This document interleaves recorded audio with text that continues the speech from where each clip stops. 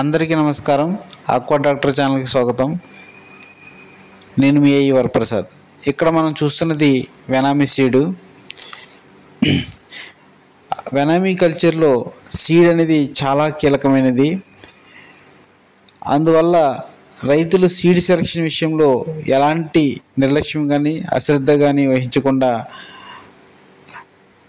సీడుని మనం హ్యాచరీకి వెళ్ళి అన్ని రకాల టెస్టులు చేయించుకుని ఎలాంటి బ్యాక్టీరియా వైరస్ ఇన్ఫెక్షన్ లేవని నిర్ధారించుకున్న తర్వాత మాత్రమే సీడ్ స్టాకింగ్ చేయవలెను. ఎందుకంటే మన 60% సక్సెస్ రేటు సీడ్ మీద ఆధారపడి ఉంది. సీడ్ బాగుంటే కల్చర్ మనకి 60% సక్సెస్ అయిపోయినట్టే. అంతేకాకుండా సీడు సరిగా లేనప్పుడు దానికి మనం ఎంత మంచి యాజమాన్య పద్ధతులు పాటించి ఎంత మంచి ఫీడింగ్ ఇచ్చి బాగా చేసినా కూడా కల్చర్ అనేది సక్సెస్ రావడం కష్టం.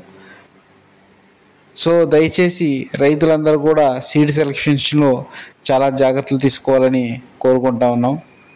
Thank you.